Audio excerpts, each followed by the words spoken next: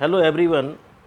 आज हम आपसे आज का टॉपिक है मल्टी वेरिएबल कैलकुलस, जो आपके मॉड्यूल 2 से संबंधित है। इंजीनियरिंग मैथमेटिक्स 2 के मॉड्यूल 2 से संबंधित है।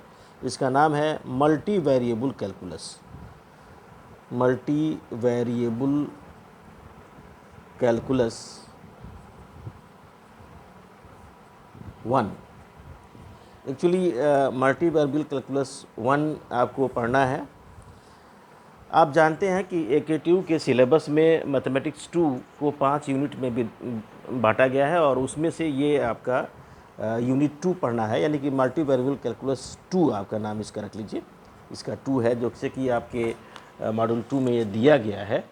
उस सिलेबस को अगर ध्यान से देखेंगे तो ये मल्टी वेरिएबल कैलकुलस 2 पार्ट के नाम से जाना जाता है।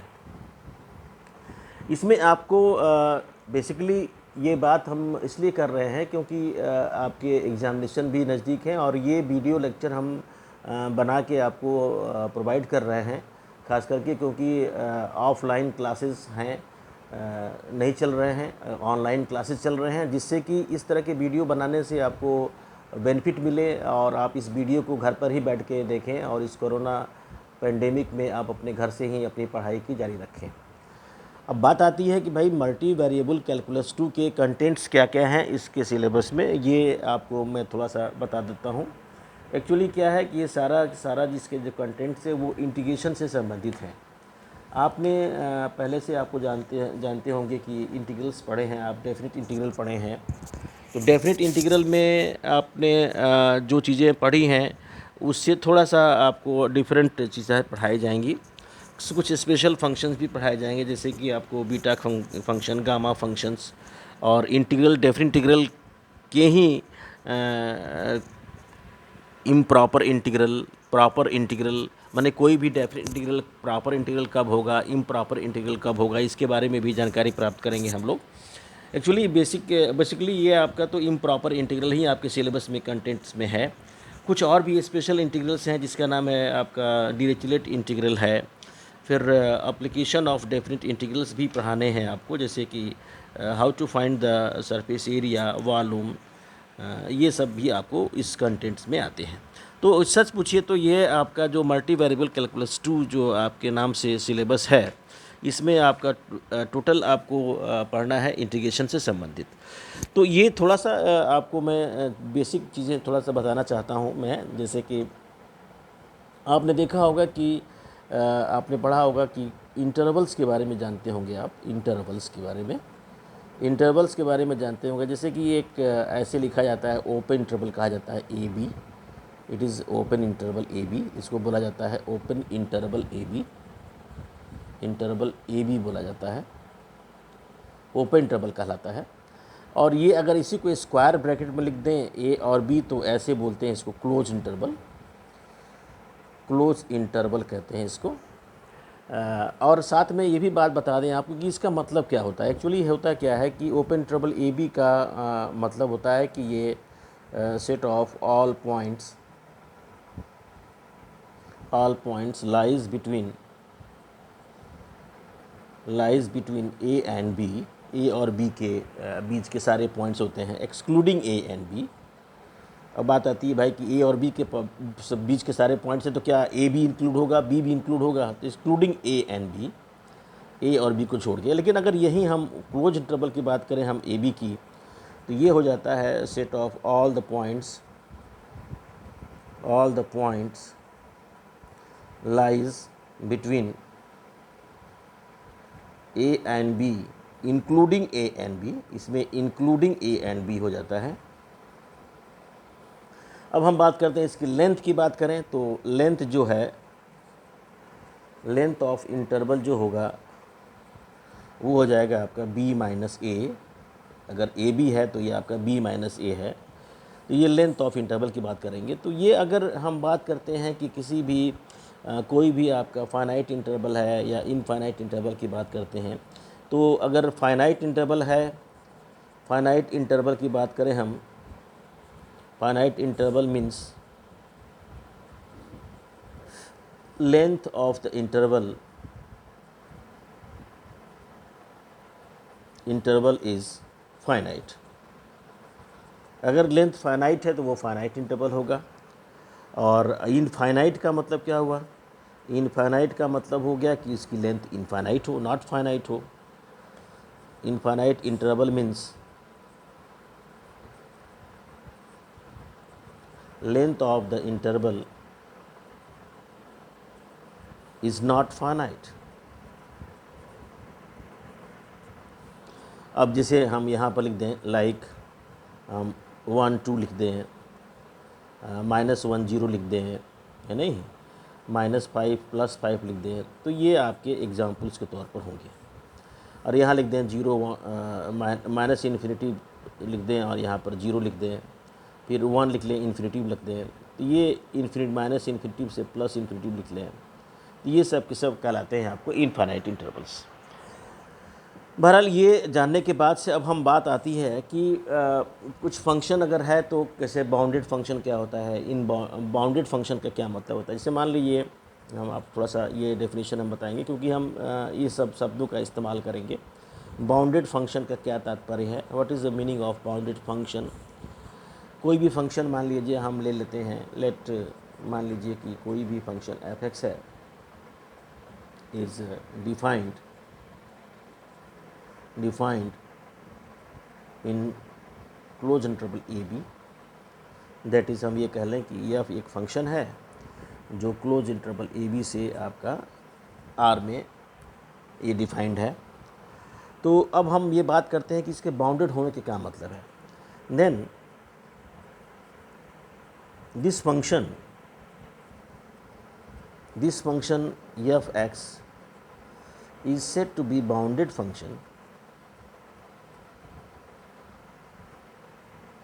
ये बाउंडेड फंक्शन कहलाएगा, bounded function if.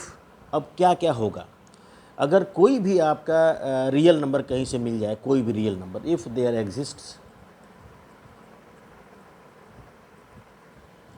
Exist two real numbers,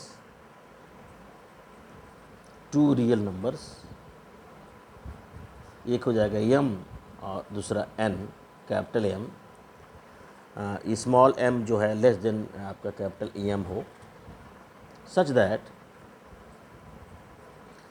कि f(x) की वैल्यू जितने भी x लेंगे हम इस क्लोज इंटरवल ए बी के अंदर, इस क्लोज इंटरवल ए बी के अंदर में से कोई भी पॉइंट ले लें, हर एक पॉइंट के लिए इस f(x) की वैल्यू जो है वो इस स्मॉल m से बड़ी होनी चाहिए या बराबर होनी चाहिए, या कैपिटल M से छोटी या बराबर होनी चाहिए। तो हम ये बातें जब करते हैं तो ये हो जाता है फंक्शन इज़ बाउंडेड। अब फंक्शन बाउंडेड का मतलब हो गया कि it is bounded below as well as bounded above. Bounded below और बाउंडेड एबव भी होता है। अगर कोई फंक्शन बाउंडेड बिलो है, बाउंडेड एबव है, then it is said to be bounded function. In other word, इसी चीज़ को डिफाइन करने के लिए ये बताया गया, इन other word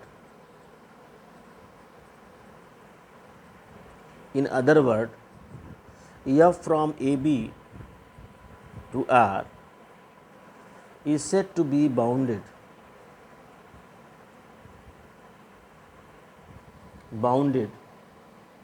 if there exists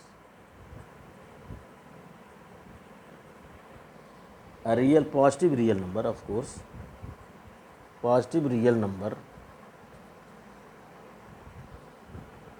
such that mod of f(x) is less than or equal to capital K।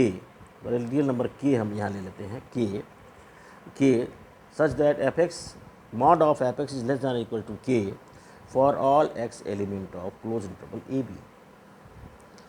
तो अगर इस तरह का हो जाता है तो ये बाउंडेड फंक्शन की बात करते हैं हम लोग। बाउंडेड इसमें हम इसलिए बता रहे हैं कि अभी हम इस्तेमाल में लाएंगे। अब हम बात करते हैं आपसे कि प्रॉपर इंटीग्रल्स क्या होते हैं। Then we shall discuss the improper integrals. तो आइए हम बात करते हैं प्रॉपर इंटीग्रल की। सबसे पहला हमारे पास है अब प्रॉपर इंटीग्रल क्या होता है, क्योंकि प्रॉपर इंटीग्रल ही आपको इम्प्रॉपर इंटीग्रल की बात कराएगा। आप लोग तो पता है होगा, सबको पता होगा कि let us consider a definite integral, कोई भी एक डेफिनेट इंटीग्रल हम ले लेते हैं, इंटीग्रल a टू b या एफ एक्स डी एक्स, ये हम ले लेते हैं कोई भी integral a to b। Here आपको पता होगा कि here a comma b are the lower and upper limits,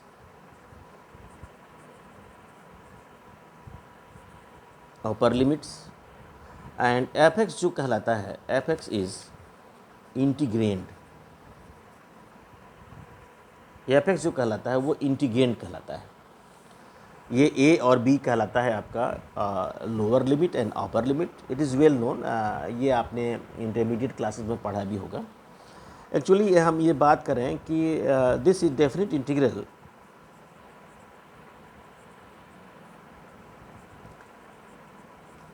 has its range a to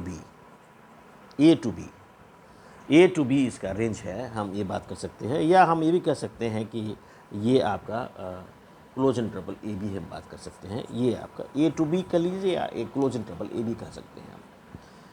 तो अगर हम यहाँ पर अब ये बात करते हैं हम आपको कि कैसे हम डिफ़ाइन करेंगे, आपको इसकी डेफिनेशन क्या होगी इम्प्रॉपर इंटीग्रल की, वो हम आपसे बताने जा रहे हैं। एक्चुअली बेसिकली है क्या कि कोई भी आपका डेफिनेट इंटीग्रल ही आपका कहलाता है, आपका डेफिनेट इंटीग्रल कोई भी कहलाता है। इसकी डेफिनेशन की बात करेंगे हम। तो यहाँ पर हम जा रहे हैं आपको डेफिनेशन बताने, फिर आपको डेफिनेट इंटीग्रल की बात तो मैंने कर ही दिया। डेफिनेशन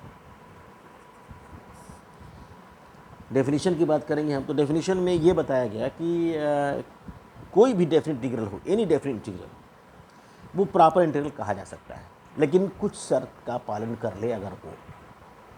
यानी कोई भी डेफिनेट इंटीग्रल कुछ दिए गए शर्तों का पालन करने से वो इंटीग्रल को प्रॉपर इंटीग्रल कहेंगे। अब ये डेफिनेशन तो हमने आपको सिंपली समझा दिया। अब इसको कैसे लिखेंगे, how to write the definition of the improper integral. तो we shall now write the definite integral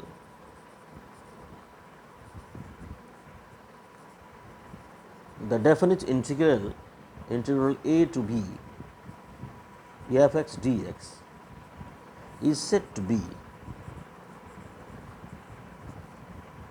proper integral। ये प्रॉपर इंटीग्रल कहा जाता है अगर if it satisfies the following two conditions। पहली कंडीशन क्या है? पहली कंडीशन है कि जो range of interval of integration है वो फाइनाइट होना चाहिए। यानी कि रेंज ऑफ इंटीग्रेशन कह लीजिए, रेंज ऑफ इंटीग्रेशन, या हम ये भी कह सकते हैं और इंटरवल ऑफ इंटीग्रेशन, या हम ये भी कह सकते हैं ए टू बी की बात कर रहे हैं तो इंटीग्रल ऑफ इंटीग्रेशन, तो यहाँ आप लिख देंगे A to B close interval A B is finite. ये फाइनाइट होना चाहिए। पहली बात कि रेंज ऑफ इंटीग्रेशन आपका फाइनाइट होना चाहिए। दूसरी बात ये कही जाती है इसमें, आपका जो सेकंड है वो ये है कि जो इंटीग्रेंड है,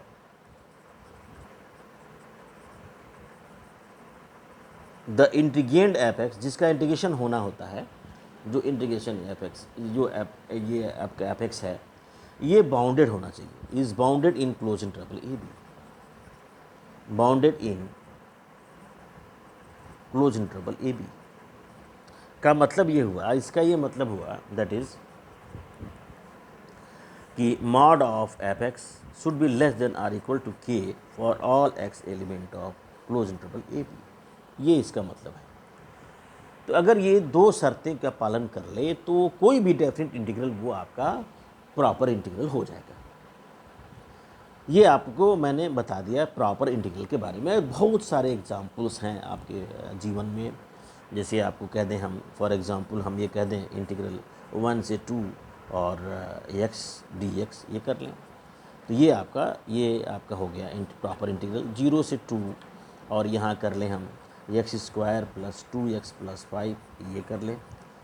इस तरह से ढेर सारे आपके एग्जाम्पल्स मिल जाएंगे जो प्रॉपर इंटीग्रल के हैं। इनके रेंज ऑफ इंटीग्रेशन भी फाइनाइट है, और जो फंक्शन इसके इंटीग्रेंड है वो भी आपका बाउंडेड है, वो 0 से 2 के बीच में।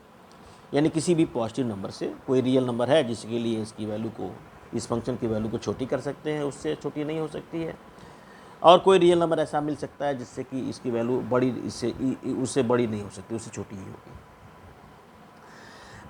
तो ये हुई हमारी बात प्रॉपर इंटीग्रल की। अब इम्प्रॉपर की बात कैसे करेंगे? इम्प्रॉपर की बात करते समय हम ये ध्यान रखें कि भाई जो प्रॉपर नहीं है वो इम्प्रॉपर कहलाएगा। ये सिंपल है डेफिनेशन। अगर कोई भी है आपका प्रॉपर नहीं है, कोई भी अगर इंटीग्रल प्रॉपर नहीं है, तो वो इंटीग्रल क्या कहलाएगा? इम्प्रॉपर इंटीग्रल कहलाएगा। It is well known. तो ये हम बात करते हैं आपको इम्प्रॉपर इंटीग्रल्स की। तो इम्प्रॉपर इंटीग्रल के डेफिनेशन में हम क्या लिखेंगे? इम्प्रॉपर इंटीग्रल, इम्प्रॉपर इंटीग्रल की बात हम करने जा रहे हैं आपसे। इम्प्रॉपर के डेफिनेशन में ये कह सकते हैं, if any definite integral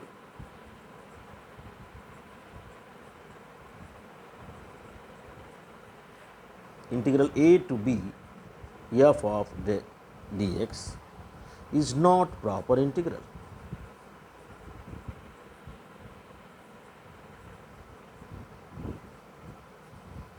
is called improper integral.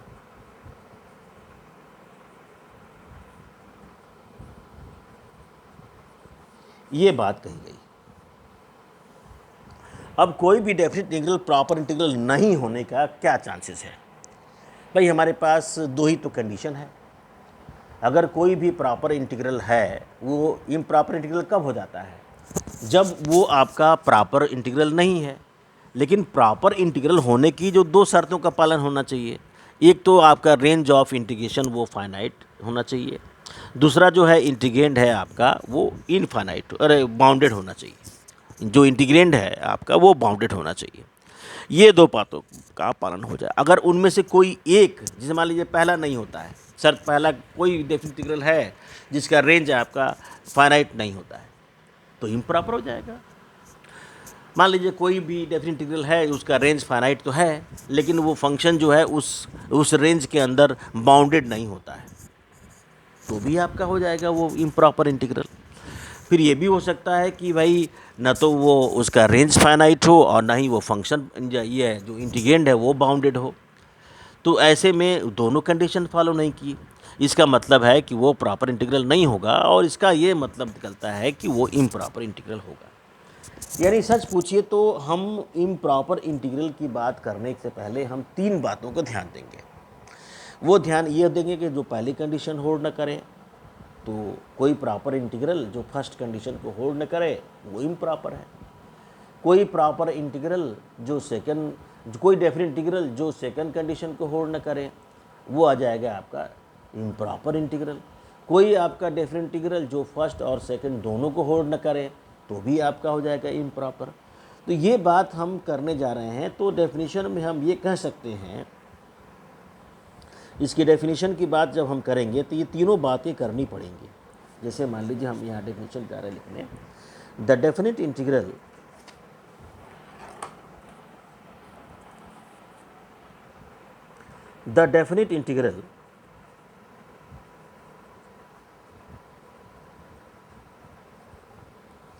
the definite integral integral a to b fx dx is called an improper integral, is called an improper integral if, अब ये देखिए बात जो करने जा रहा हूँ, if either or both of the conditions, if either or both of the conditions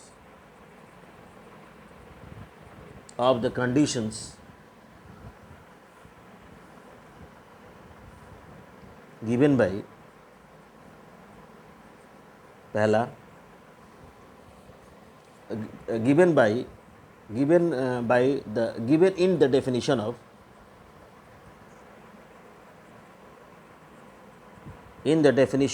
proper integral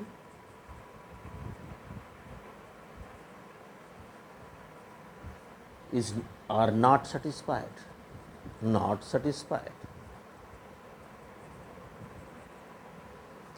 कोई भी डेफिनेट इंटीग्रल है, जो भी मैंने हिंदी बताया उसी को इंग्लिश में लिखा है, कोई भी डेफिनेट इंटीग्रल है, integral a to b f(x) dx is called improper integral if either or both the conditions given in the definition of proper integral are not satisfied.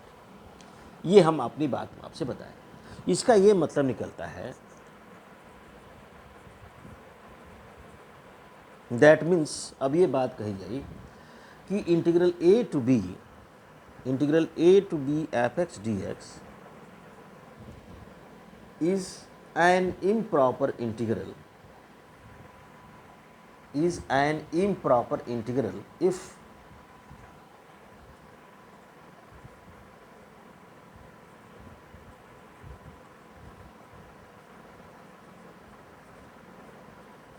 if either the interval of integration is not finite, either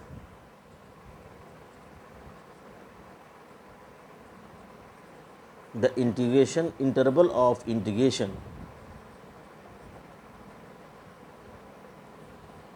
is not finite, or integrand is not bounded. Integrand f(x) is not bounded.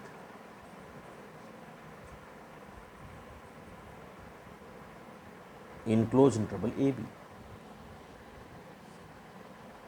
ये बातें हम आपको बता रहे हैं, या हम ये भी कह सकते हैं, और एक बात और कह सकते हैं कि neither interval is finite nor या integrand is bounded. Neither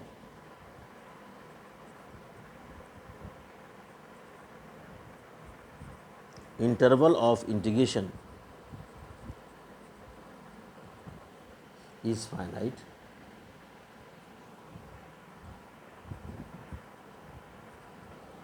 nor f(x) is bounded, यानी बोथ कंडीशन को सेटिस्फाई नहीं करती है। तो इस बातों को ध्यान में रखते हुए कि ये जो इम्प्रॉपर इंटीग्रल की बात हम कर रहे हैं, इस बात को ध्यान में रखते हुए इम्प्रॉपर इंटीग्रल को 3 भागों में बांटा गया। तो as per this type of conditions, ये कंडीशंस के as per the conditions as per above definition,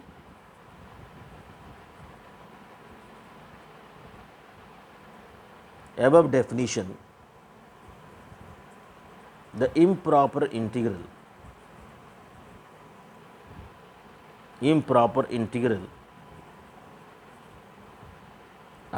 is of 3 kinds या 3 types। इसमें का जो पहला टाइप है उसका नाम है आपका improper integral of first kind,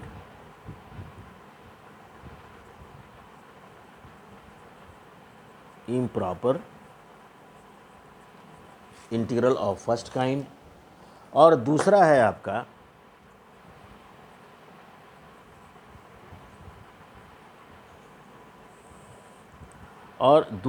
आपका improper integral of second kind.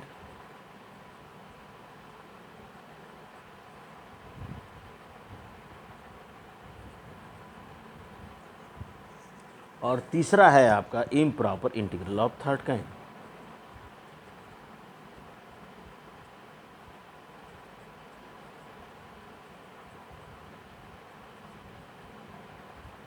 तो ये 3 तरह के आपको ये बताए गए आपके इम्प्रॉपर इंटीग्रल्स के तीन तरह के होते हैं। एक आपका होता है improper integral of first kind, improper integral of second kind and improper integral of third kind. ये आपको बहुत ही आसान तरह से समझा जा सकता है कि भाई प्रॉपर इंटीग्रल होने के जो दो कंडीशंस हैं, उनमें से दोनों में से कोई एक अगर सेटिस्फाई करता हो उसके लिए आपको और कोई दो कोई एक सेटिस्फाई करता है, यानी पहला सेटिस्फाई करता दूसरा नहीं करता है तो एक टाइप का हो गया, पहला नहीं करता है दूसरा करता है तो दूसरे टाइप का हो गया, और दोनों नहीं करते हैं तो ये तीसरे टाइप का हो जाएगा। यानी कि ये तीन तरह के इम्प्रॉपर इंटीग्रल की कैटेगरीज बनाई गई as per definition of improper integral. तो आइए हम पहले डेफिनेशन की बात करते हैं, improper integral of first kind की बात करते हैं हम। Improper integral of first kind की हम यहाँ बात करने जा रहे हैं।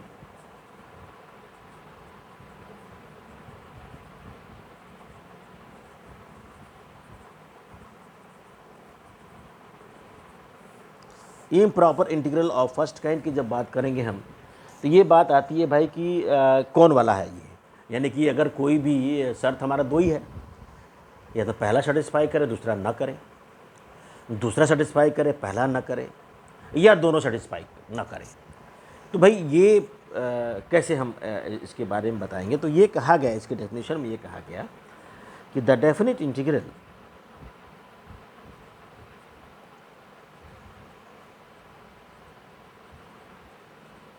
integral a to b f x dx is said to be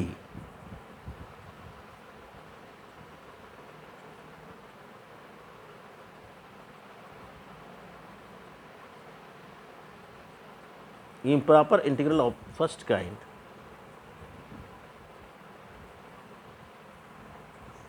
if either small a or small b or both a and b are infinite,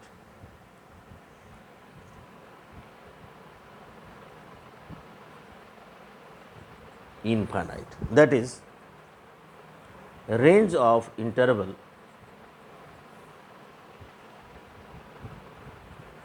of integration is not finite,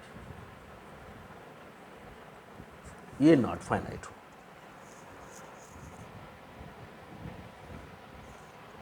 but F X is bounded, यानी कि जो first condition है वो satisfy नहीं होती है, first condition satisfy नहीं होती है, दूसरा कंडीशन सेटिस्फाई होती है, तो ऐसे में हमारा जो improper integral of first kind कहलाएगा। जैसे अब ये बात आती है भाई कि कौन सा आपका हो सकता है, जो कि हम बात करने जा रहे हैं। जैसे मान लीजिए फॉर एग्जांपल, जैसे मान लीजिए आपको हम कह सकते हैं 1 से इन्फिनिटी और ये dx अपॉन रूट एक्स, एक एग्जांपल है, माइनस इन्फिनिटी से plus infinity e to the power 2x dx, ये भी एक एग्जांपल है। फिर आपको ये कह सकते हैं माइनस इन्फिनिटी से प्लस इन्फिनिटी dx अपॉन हम कह सकते हैं X square plus 2x plus 2, X square plus 2x plus 2 are the examples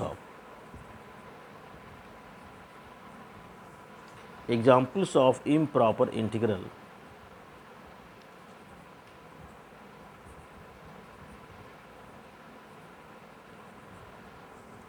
of first kind. ये फर्स्ट काइंड के इम्प्रॉपर इंटीग्रल के एग्जाम्पल्स कहलाते हैं। अब चलते हैं हम आपको सेकंड काइंड के इम्प्रॉपर इंटीग्रल की बात कर लेते हैं हम। सेकंड काइंड में अब इससे बड़ा क्लियर हो गया होगा आपको कि सेकंड काइंड में आपकी पहली कंडीशन होल्ड करती हो और दूसरी कंडीशन सेटिस्फाइड नहीं हो, यानी कि अगर किसी भी डेफिनेट इंटीग्रल का जो limit of interval of integration है या लिमिट ऑफ इंटीग्रेशन है, उसका रेंज अगर फाइनाइट हो लेकिन वो फंक्शन बाउंडेड ना हो, तो ऐसे में हम कहते हैं इस तरह के इंटीग्रल्स को हम कहते हैं आपको improper integral of second kind. तो आज मैं अपना वीडियो समाप्त करता हूं और फिर अगले वीडियो में हम आपको ये improper integral of second kind की बात करेंगे और आगे की बात हम करेंगे आपको अगले वीडियो में। आपका बहुत बहुत धन्यवाद। Thank you. God bless you.